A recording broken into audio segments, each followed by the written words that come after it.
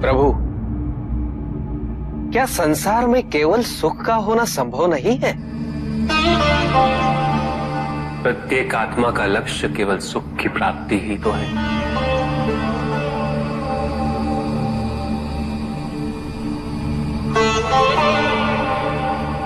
परमानंद की प्राप्ति।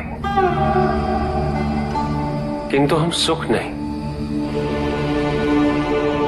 सुख को प्रदान करने वाली वस्तुओं को एकत्रित करना ही जीवन का उद्देश्य मान लेते हैं।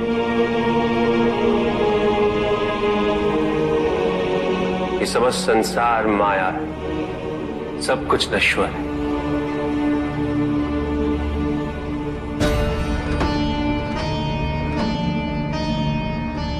जिन वस्तुओं को हम सुख का स्रोत समझकर एकत्रित कर रहे हैं,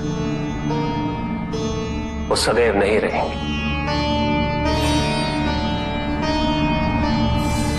जो व्यक्ति सत्य को जानते हुए भी लोभ का परित्याग नहीं करते,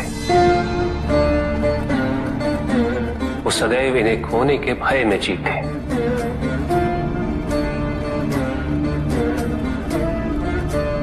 और जो व्यक्ति सत्य को जानते ही नहीं, वो अहंकार में जीते।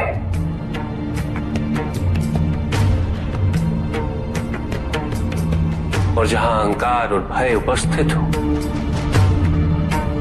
वहां सुख कैसे रह सकता?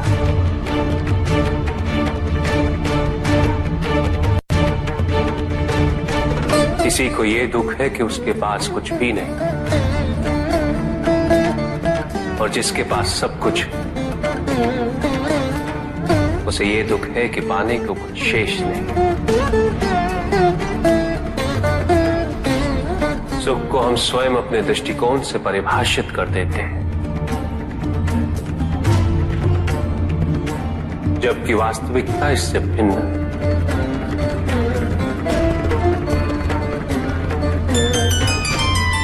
इसलिए आवश्यकता है अनासक्त रहने की। किंतु प्रभु, क्या आसक्ति स्वाभाविक नहीं है? पर दुख का मूल कारण भी तो यही है ऋषि भृगु। आसक्ति हमारे मन की शांति को छीन लेती, उसे भंग कर देती।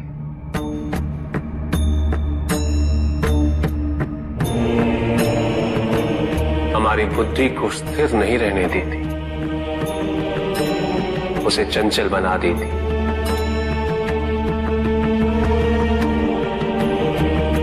आसक्ति से प्रमाद की उत्पत्ति होती, प्रमाद मद होता है, और मद अहंकार का स्रोत है। और अहंकार पूर्णतः शुभता में परिवर्तित हो जाता है, अर्थात आसक्ति अशुभता की जननी।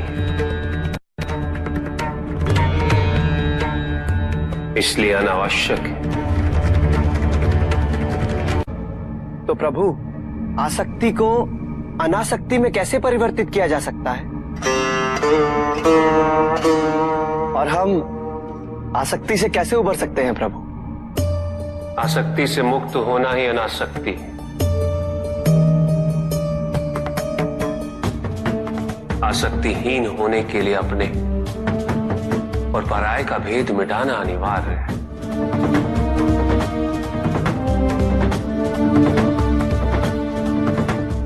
और यह तभी संभव होगा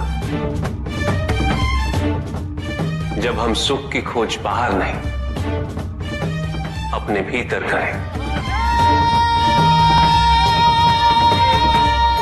जब हम यथार्थ को पहचानें, उसे स्वीकार करें।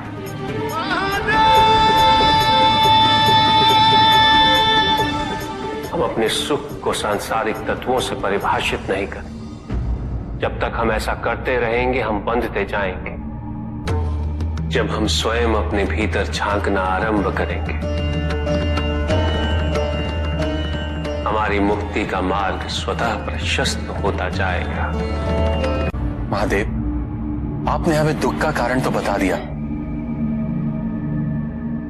किंतु हम भाई के बारे में भी जानना चाहते हैं।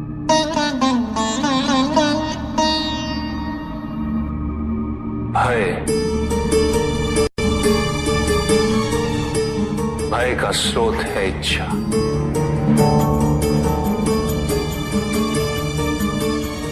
पाने की इच्छा होगी तो उसे खोने का भय भी होगा।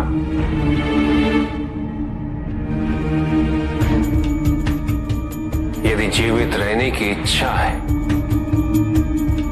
तो मृत्यु का भय भी अवश्य होगा।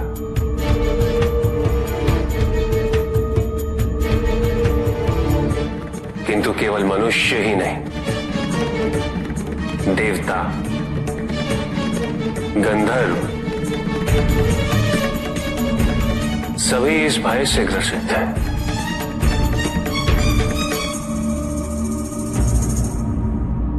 क्योंकि इच्छाओं से मुक्त कोई भी नहीं।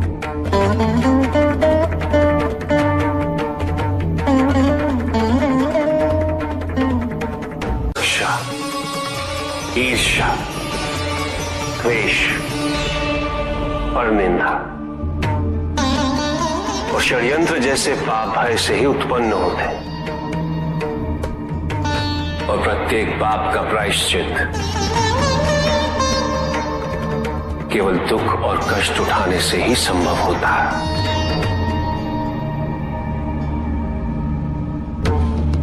इसलिए भय भी अंत में दुख का कारण बन जाता है।